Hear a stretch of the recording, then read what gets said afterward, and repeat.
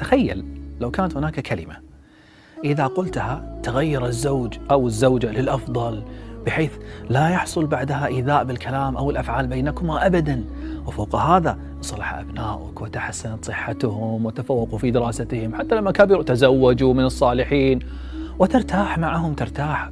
كل هذا حصل بكلمة. هل هذا موجود؟ نعم موجود. أين موجود؟ في القرآن. هذه الكلمة موجودة في القرآن، إذا قلتها وأنت متيقن من الإجابة فسوف يختار الله لك أفضل زوجة ويختار لك أفضل زوج، وإذا كنت متزوجا أصلا فسوف يطيب الله خاطرك في حياتك الزوجية وفي أبنائك مما يغير حياتك تقريبا. أين هذه الكلمة؟ أين هذا الدعاء؟